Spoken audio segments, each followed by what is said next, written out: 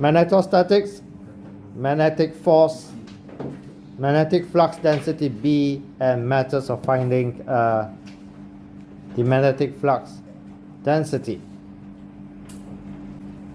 Okay, so the learning outcome of these topics, what you expect to know.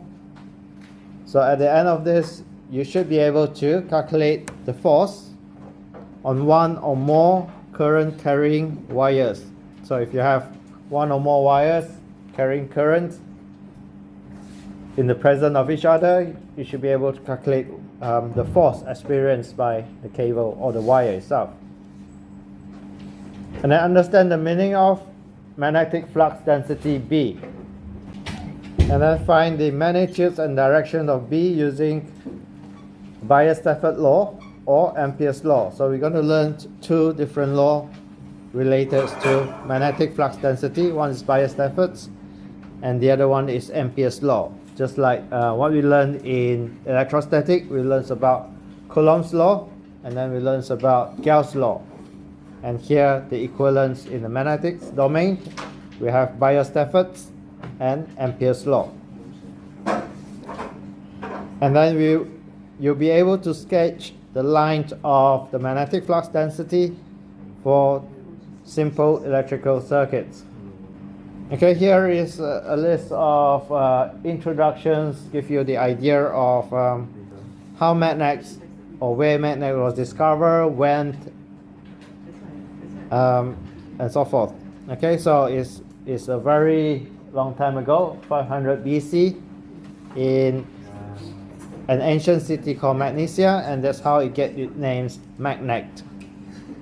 And then earlier use of magnets is used for navigations, so something to do with what we have now as a compass. Okay, you know what is a compass, right?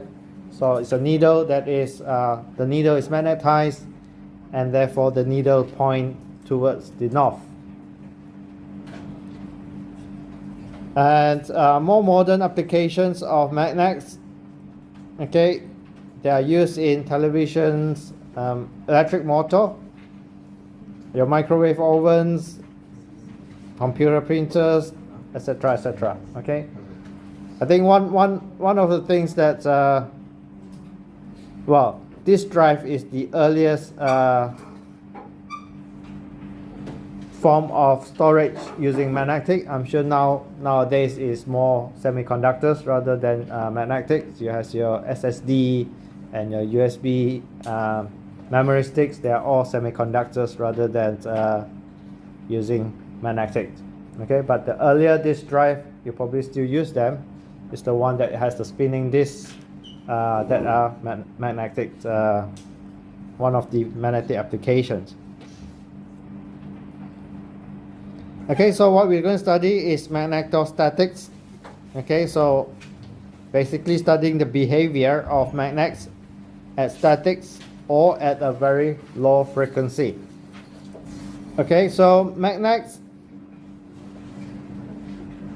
obviously we associate magnets to permanent magnets, those that you get as a material that has magnetic properties, such as iron ore. In module like this or subject like this, we always start from looking at magnetostatics from the current point of view rather than from a permanent magnet point of view. Okay, so we're going to study the theory of magnetism, okay, based on steady electric currents, and then we define magnetic flux density B. To give you an analogous, when we study electrostatics, we define something called electric flux density D. Okay, so this is the equivalence in the magnets, which is the magnetic flux density. The earlier scientists that work on magnetostatics that give us the understanding of this today, these are the few famous names. So we have the Biot-Stafford. These are the two that give rise to the Biot-Stafford law. And then we have Oersted, and then we have Ampere's. Oersted is also one of the units used to measure magnetic field. And then Ampere's, I'm sure you know, is the current unit and named after the scientist Ampere. And then we have Michael Faraday, which is another famous name, and that developed the principle of electromagnetic inductions. Okay, without that, we will not have AC current today. So, because of Michael Faraday, that research or work onto in this area, that give rise to what we understand of how currents are induced from one circuit to another, that give rise to how energy or how your AC are generated. Okay, so some of the history and introduction of these topics, and you can read through them in the slides online. Okay, so we're going to start off looking at force on current carrying conductor. So if you have so magnetic field outside of permanent magnets, we know that we have like poles repel, unlike poles attract. Okay, so you study this or even play with this when you're young. So you have a magnet bar, you have a south and a north, and then if you put another magnet bar that is north and south, and then this will attract.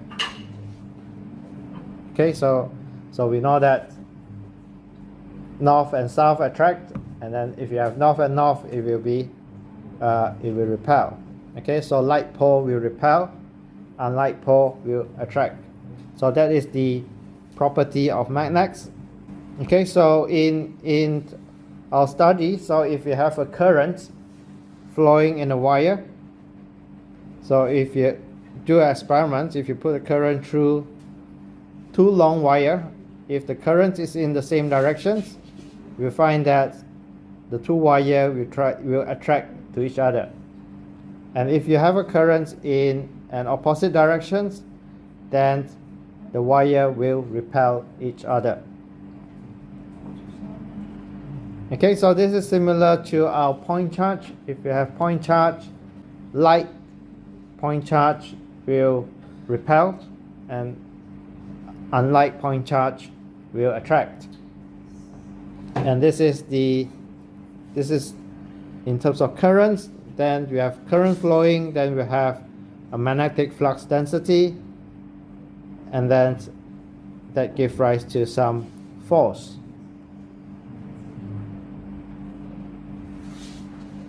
Okay, so these two observations form the basis of magnetostatics, and we can consider the analogies to the force that we look at in electric charge in electrostatics. So electrostatics deal with charge. If you have charge, then you have the force. Here we have the current, then we have the force. Okay, so from Newton's third law, we see that the force is equal in magnitudes but opposites in directions. Okay, so my F1 and F2 in both scenarios, whether they attract or repel, the two force is always in the opposite directions in terms of vector. Okay, so they are equal and opposite. So F1 is equals to minus F2, and they are the same magnitude. Okay, so it doesn't matter whether they attract or repel, this is always true, and that is Newton's third law. And electric motor is the application of this fundamental principle. So we're going to now look at what is magnetic flux density B. Okay, magnetic flux density. So the vector B, very often when you see B, very often people said magnetic field.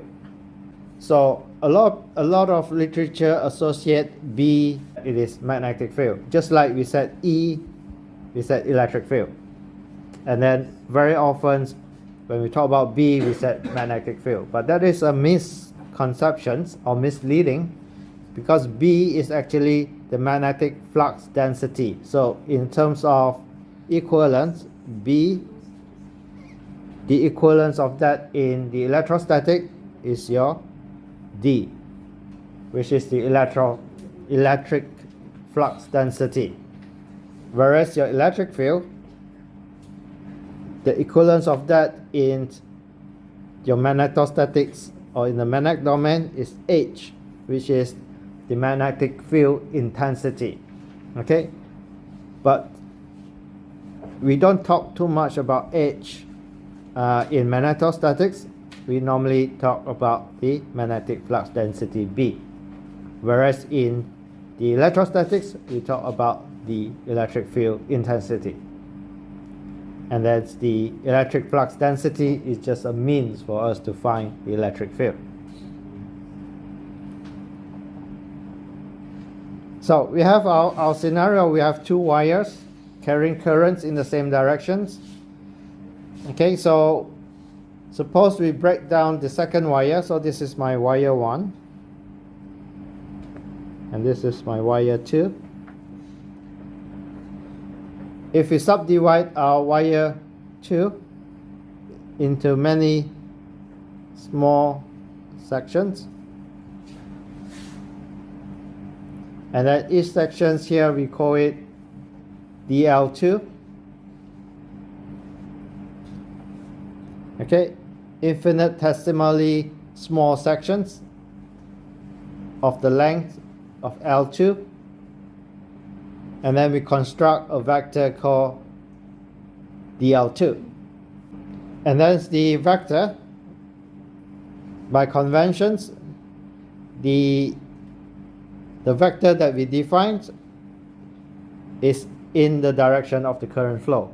Okay, so we define the direction of DL, which is the same direction as the current flow in the currents in the wire 2.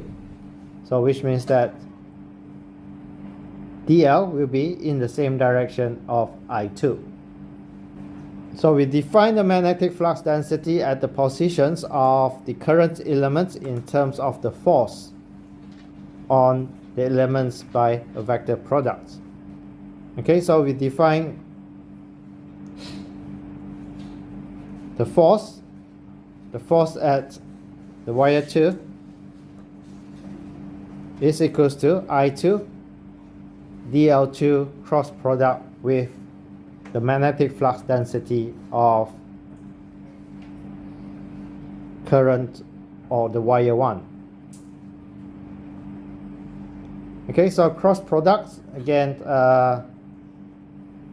there's two vectors, you end up with another vector, and the cross product of the vector is perpendicular to the cross product of the two vectors. Okay, so the force is perpendicular to the current elements of DL2 and is perpendicular to the magnetic flux density of B1. And B1 is a new vector field, which is the magnetic flux density. And the magnetic flux density is created due to the current elements at wire 1. The magnetic flux density SI unit is Tesla. Okay, so go back to our diagram. So we have a current in I1. This current I1 generates a magnetic flux density B1. Okay, so that's the one that we define, trying to define what's B. So, and that B causes a force F2 in the current I2 due to the current flowing in wire 2. Okay, so we have a magnetic flux from wire 1. We have a current flowing in wire 2 because of the 2. Now wire 2 experiences a force F2. Okay, so that is what this equation is about. So the cross product of the current elements DL2 cross with the magnetic flux density from the current I1 in the wire 1, and that gives rise to the force in the current or in the wire 2. Okay, so cross product again is your right hand rules. So I2 cross B, so I2 B, and this is the direction of the force. Okay, I2 cross B give you the direction of the force.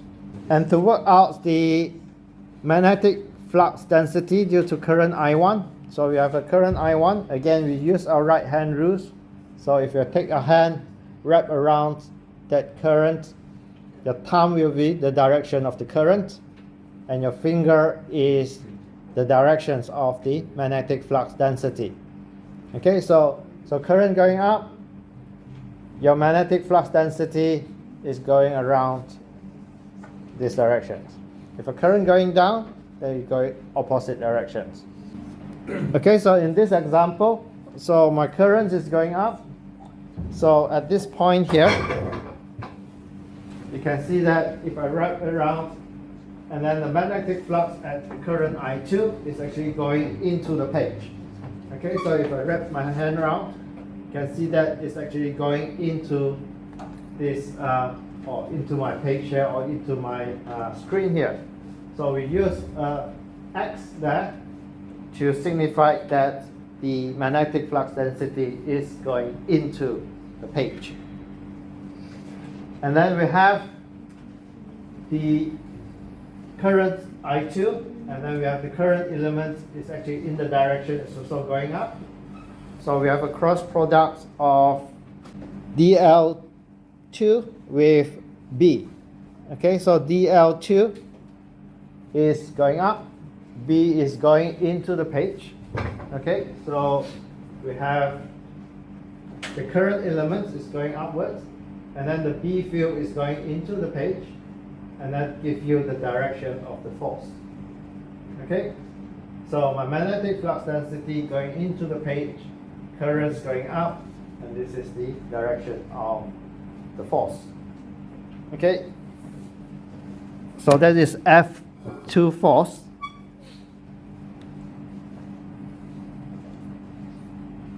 And if we have an infinite long current of L2, then we find that the force, if we integrate over the equations 1, that is simply equals to I2 cross product I2 times L2 cross products of B1, and that gives you the force F2. Okay, so we have seen that a current flowing in a wire produces a magnetic flux density outside it. So it's natural to ask whether or not this current also produces an external electric field. Okay, so the answer is no. No external electric field exists for DC currents.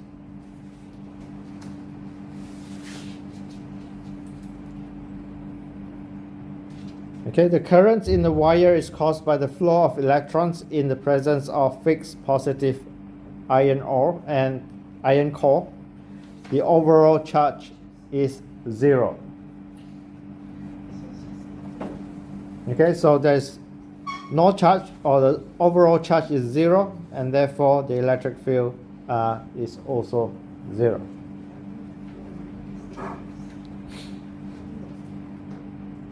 Okay, you can also use Gauss law or Gauss theorem to work out the external electric field.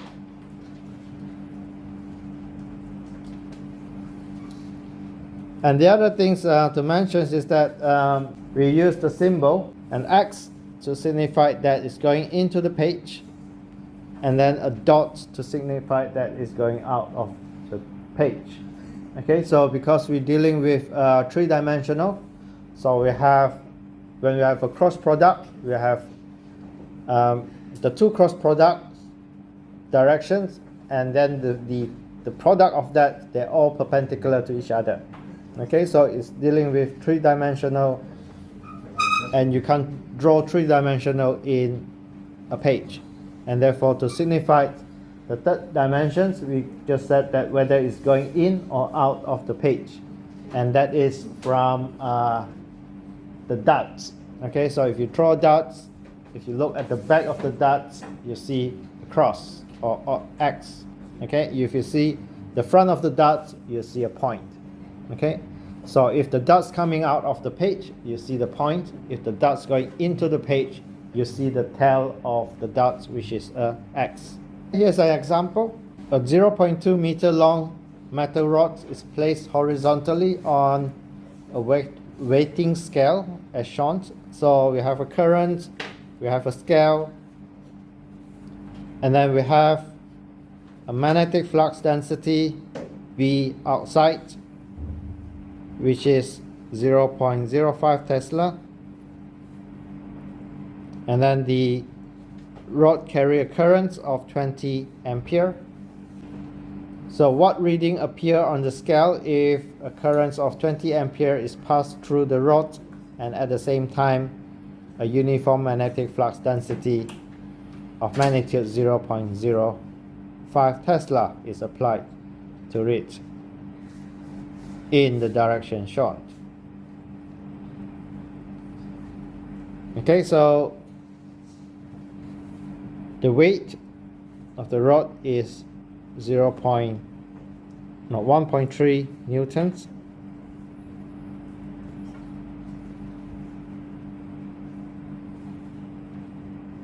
Okay, so if just the rod itself, if you put it on the weight, you show 1.3 newtons. Okay, now because it's carrying a current and there is a magnetic flux density, there's a force. Okay, so this force is either going up, making it lighter, or the force is going down, making it heavier. Okay, so your task is to work out the force, whether the force is up or the force is down. And then what's the magnitude of that force? Whether it add on to your 1.3 newtons or it subtract from the 1.3 newtons. Okay, based on our equation, F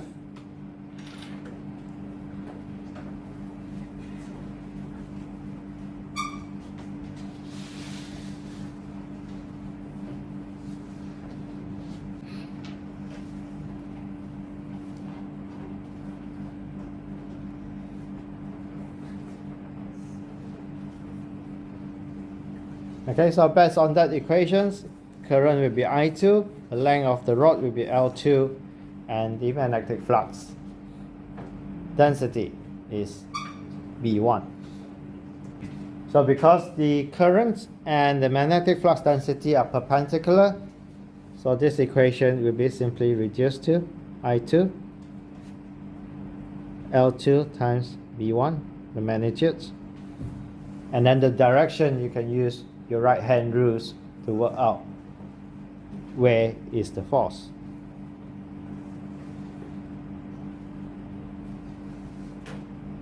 What's the direction of? You can use your right hand rules. So anyone figure out whether the force is going up or going down? For which one? For which one? This one? There's only one example. So is the force going upward or going downward? Is it going up or is it going down?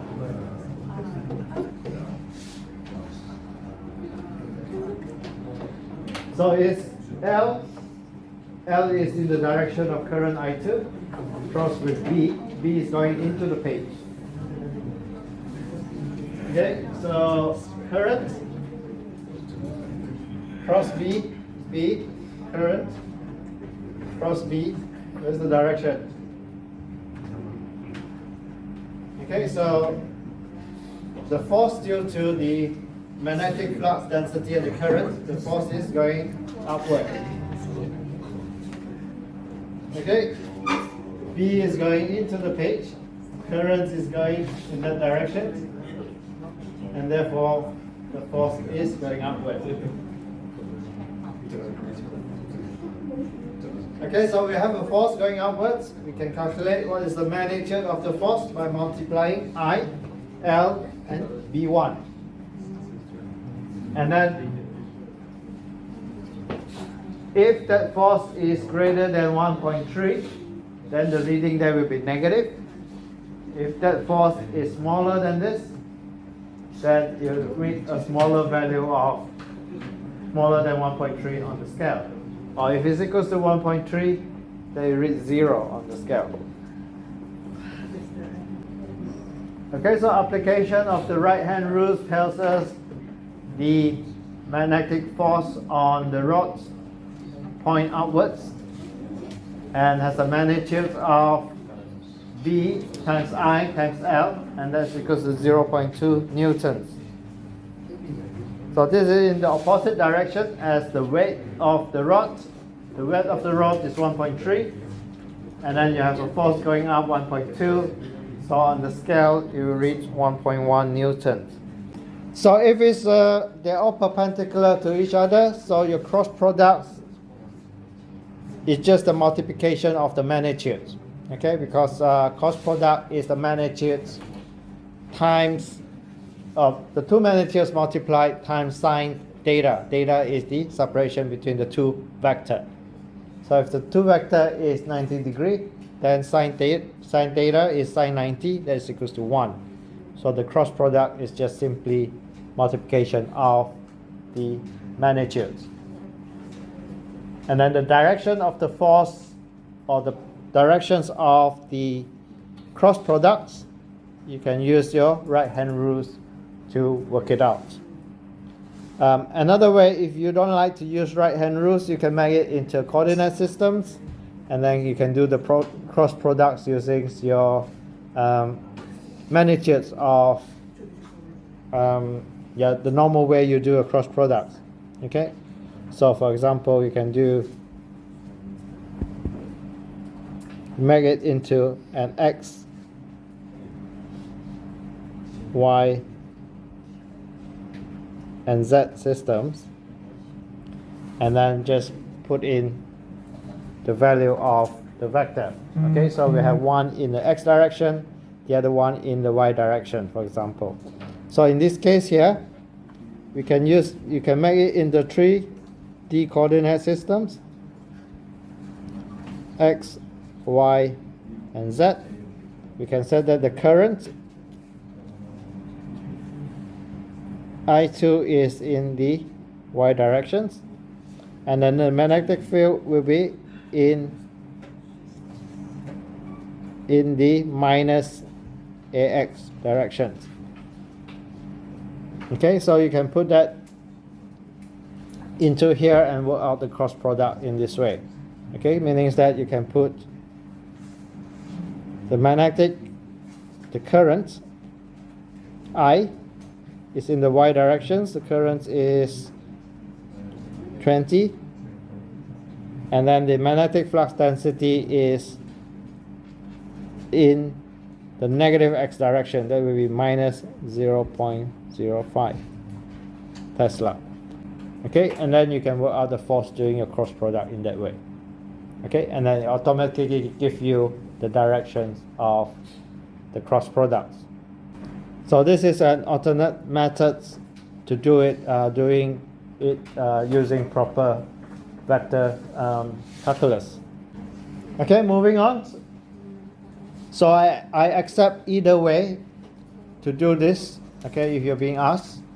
So you can either use the right hand rules to work out the directions of the cross products, or you can transfer everything into an X, Y, and Z coordinate system using the proper cross products methods to work out the actual force.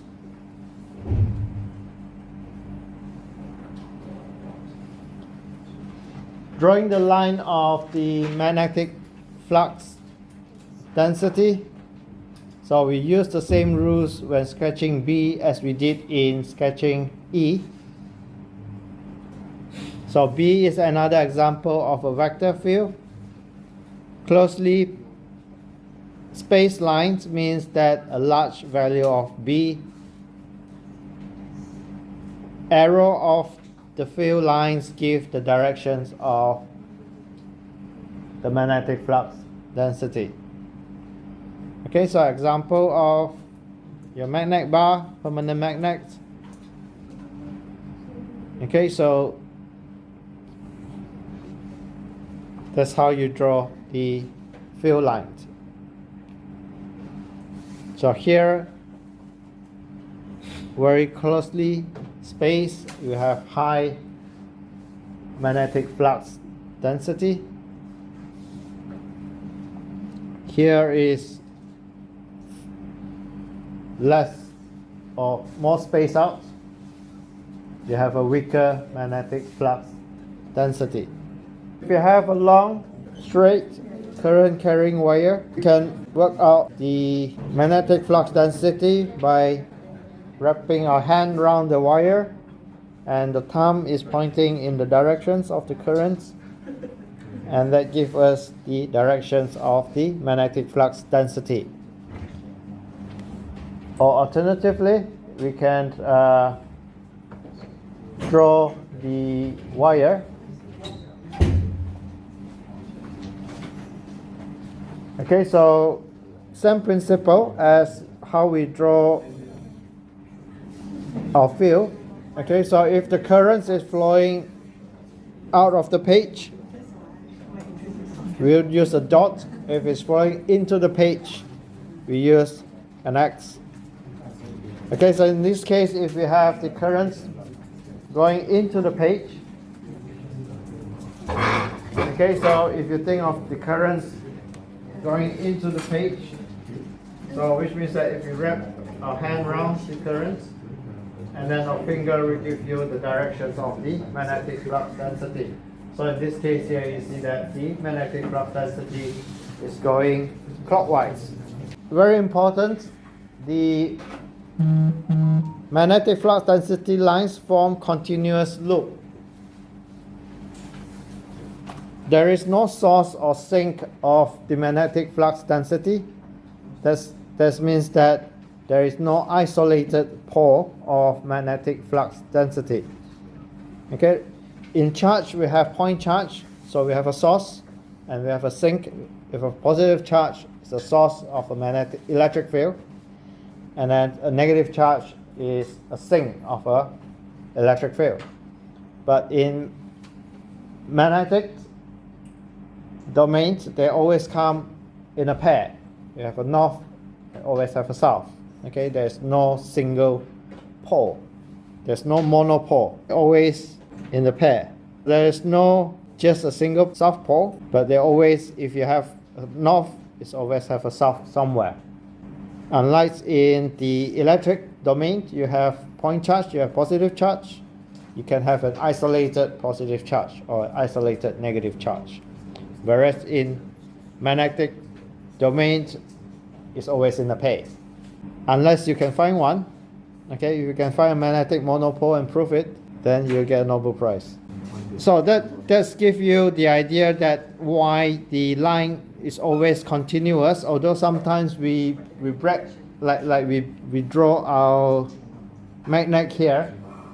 Although we draw it halfway, doesn't mean that it stopped there.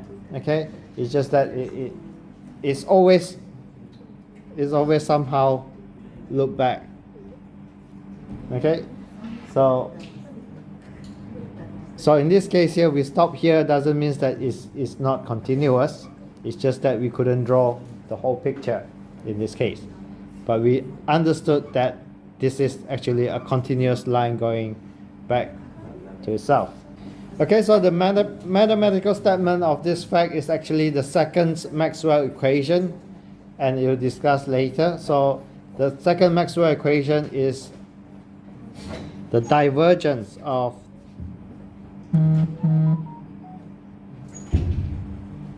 the magnetic flux density is equals to 0.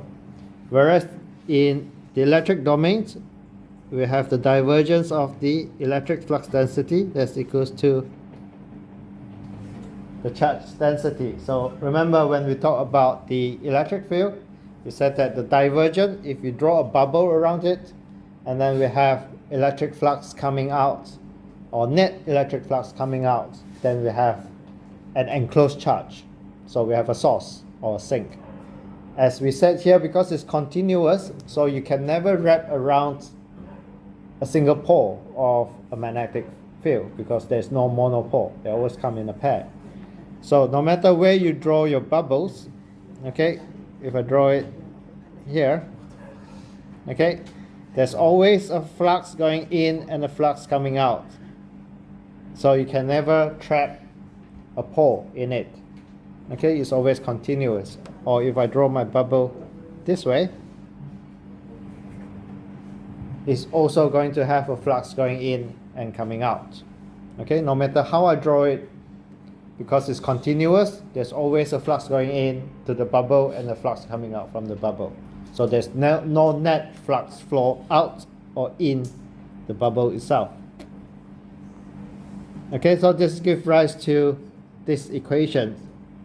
Okay, so if you draw a bubble around a magnetic flux line, it's always continuous, one going in and one coming out, and therefore there's no source inside that thing, and therefore it has to be equal to 0. Okay, so that is the Maxwell equations, or the explanation of the second Maxwell equations. Principle of electrical motor, which is the simplest application of magnetostatics. So if we have a permanent magnet, north and south, and then we have a coil of wire, okay, that carrying current. So my currents flow around this coil, and if I place the coil here in the presence of the electric flux, with the current flowing based on what we have discussed just now, we have magnetic flux, we have a current, and therefore there will be a force. Okay, so the magnetic flux is derived from the permanent magnet, and then the currents from the current coil, and because of that you have a force. Okay, so which means that coil of wire will rotate, and that gives rise to how our motor actually works. Okay, so based on this equation 2, I put it up here. That will be L2 crossed with B1, and it gives you the direction of the force. So the permanent magnets produce the magnetic flux density, which is approximately uniform. So a force on each of the vertical sections of the rectangular coil as shows. Okay, so it's, and therefore you have a force which is B times I times L, and if you have n number of turns, that means that you have n numbers of force, n times B times I times L. Okay, so to make the force stronger, you increase the number of coil around, or number of wire coil, and then we can calculate the torque.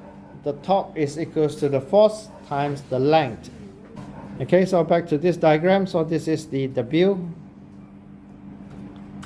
and here to here is W over 2, and then you can work out what is the torque. Here is taking W multiplied by the force. Okay, so force times the length give you the torque. So the force is N times B times I times L, and then the length of the line is W over 2, and then we put data here, so it is the effective length in this directions. Okay, so that is W over 2 sine theta.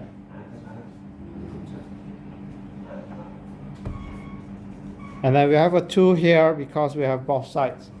Okay, so you have one section here that have a torque in this direction, and then you have another torque in this direction. So the torque works out to be B times N times I times A sine theta. A is the area of the coil. When theta is greater than 0, the torque produced by the configuration shown rotates the coil clockwise. However, when theta is smaller than 0, then the torque rotates the coil anti-clockwise. So it doesn't keep spinning as you think what a motor does.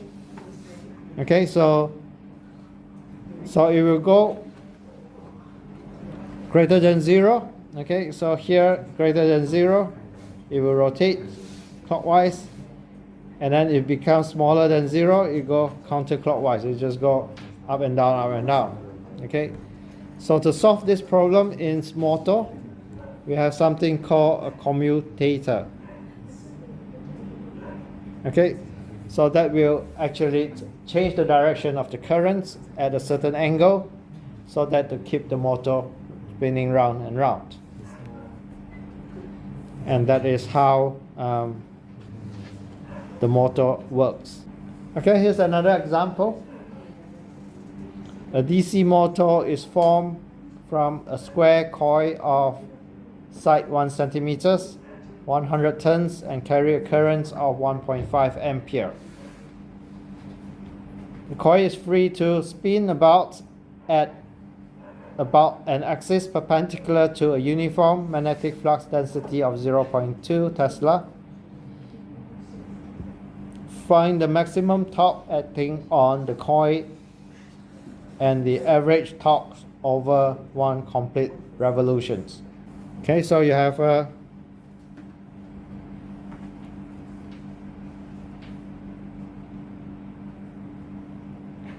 one centimeter, and then you have uniform magnetic flux.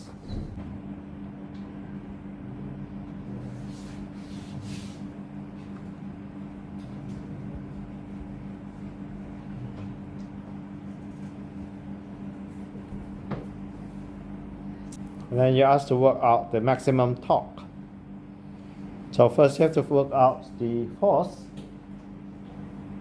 and then you can work out the torque. What's the force? F.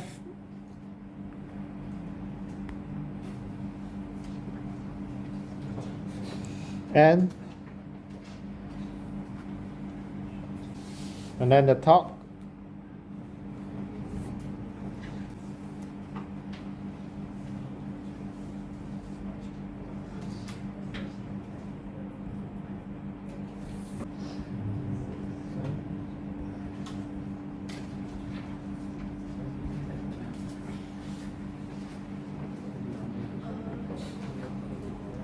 Okay, so the torque is the number of turns times the magnetic flux density times the current.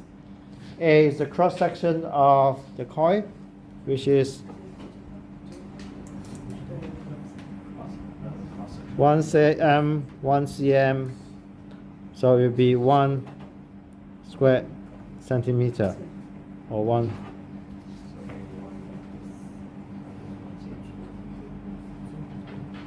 And then you're asked to work out the maximum. So the torque changes with the angle, theta. So the maximum is where theta is equals to 90 degrees. That gives you 1. So when theta is smaller than 90 degrees, then sine theta is less than 1. And therefore the torque will become smaller. So maximum is when this is equals to 1.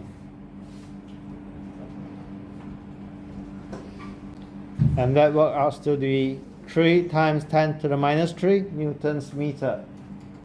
Okay, to find the average value of the torque, so we can take the maximum divided by pi and then integrate from 0 to 2 pi.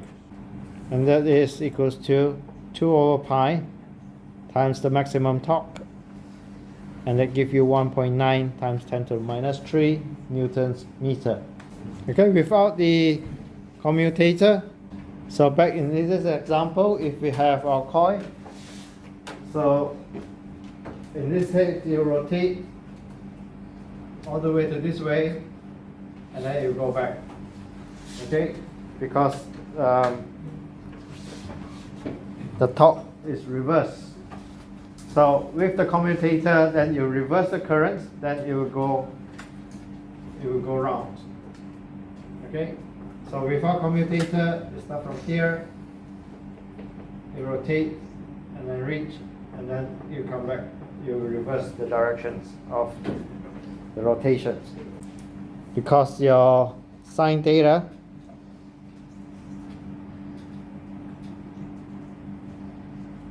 okay, it goes from 0, maximum at 90, 180, and then over 180 it becomes negative. Okay, so it becomes negative, which means that it's on the opposite directions.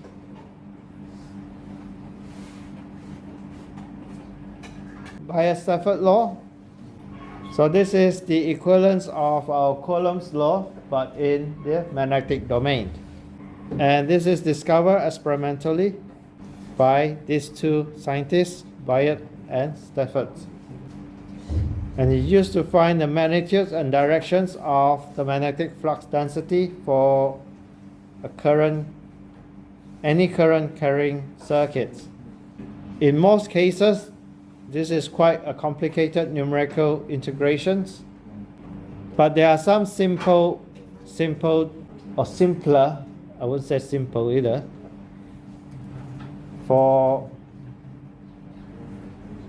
a straight wire carrying a current I. And also another one will be a loop carrying a current I. Okay, let's suppose we want to find the contributions to the total magnetic flux density B at a point P with position vector R due to the current element's positions at the origin. Okay, so we have our DL, which carry a current I. Okay, so we can work out the magnetic flux density dB is equals to mu naught I over 4 pi dl cross product with the unit vector R divided by R squared. And that is the Biot-Stafford law. Okay, so the magnetic flux density at this point P due to this current element is given by these equations here. So if we have a long wire, then we integrate it over the length of the wire. Okay, so to find the total magnetic flux density at any point outside a current carrying circuit, we split the circuit up into infinite number of current elements, and then we can use Biot-Stafford law to find the contribution of each magnetic flux density at that point. Then we find the total flux density by integrating the contribution from each of the current element making up the whole circuits. Okay, so that is the step to take if you want to use Biot-Stafford law to work out the magnetic flux density. Okay, mu naught is known as the permeability of free space, and that is equals to 4 pi times 10 to the minus 7 as a unit of Henry per meter. And in this module, we assume all material used will have the permeability of free space. Okay, although we have the equivalence of mu r mu naught, and mu r is the relative permeability, and that is referred to magnetic materials. Okay, so we, just like your dielectric materials, we have epsilon r, and here we have mu r, and then we have epsilon naught, and then we have mu naught here. So for magnetic materials, such as your copper and aluminiums, mu r is equals to 1. So B for a long straight wire calculated using Biot-Stafford law. So this is the simplest example, but actually any circuit can be considered to be made up of a straight length of wire. Okay, so any circuit, if you break it down, it can be considered as a straight length of wire. So using the Biot-Stafford law equation just now, if we split up the wire into current elements, and then we can apply that law to work out the magnetic flux density. Okay, so this is the example of a straight wire. We have a straight wire carrying a current. If you split it up into current element dy, and then we want to work out the magnetic flux density at a point here, which has a perpendicular distance to the current r, or the vector between the current elements and the point of interest as a vector r. Then we can apply Biot-Stafford law, which is mu naught I over 4 pi, and then your current element dy cross product with the unit vector ar divided by r squared magnitude. Okay, so this a lot more involved in the mathematical manipulations of this. You can show that this cross products here is equals to sine theta. Okay, because it's a cross product between this and this unit vector here. Okay, so because both is a unit vector, dy, so it will be the magnitude of that times sine theta over r squared. Okay, so the cross product A cross B will be equals to A, or magnitude A, magnitude of sine theta. Okay, because it happens that A has a magnitude of 1 because it's a unit vector. Magnitude of B also has a unit vector. It's a unit vector, also has a magnitude of 1. And therefore this is equals to sine theta. And then times dy. Okay, so your dy vector is, and therefore will be sine theta times dy.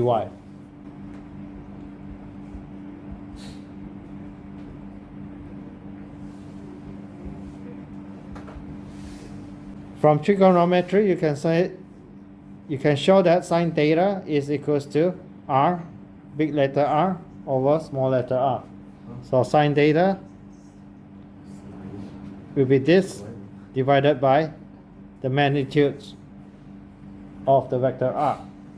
And then put all that back into these equations, and to work out b, you integrate it from minus infinity to infinity. Okay, I'm going to show you the end results of that integral. That will be equals to b equals to mu naught I over 2 pi r. But you can try to solve this integral in your own time. Okay, I will put the solutions of this integral if you're interested on Mojo. Okay,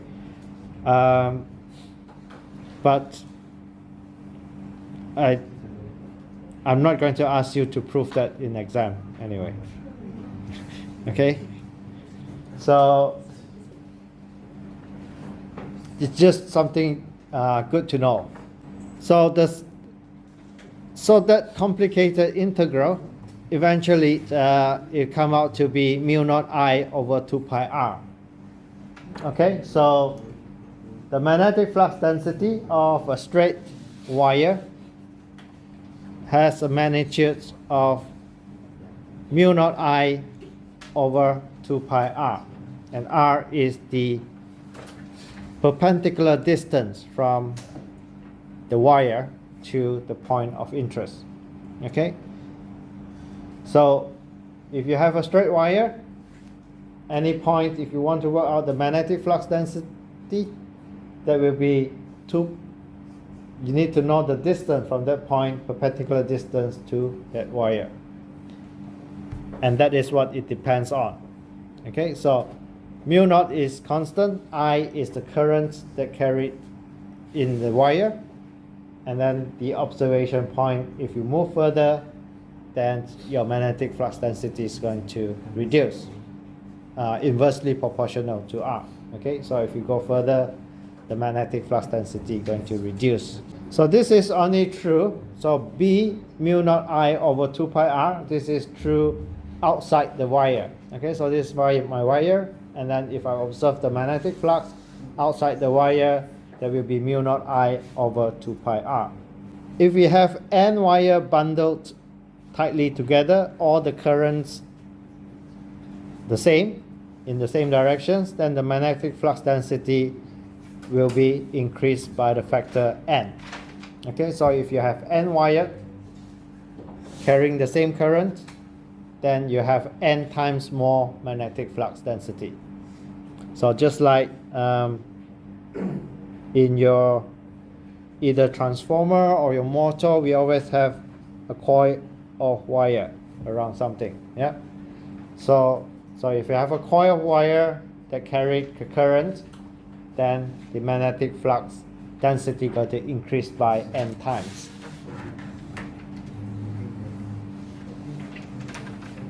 So this is assuming the currents are insulated from each other. Yeah. So your current coil, okay, they have some insulation between them. If not, then they're just short circuit. It's just a piece of single coil. So here's an example, and I will stop here. You can take this down, and then maybe you can have a look at your own time.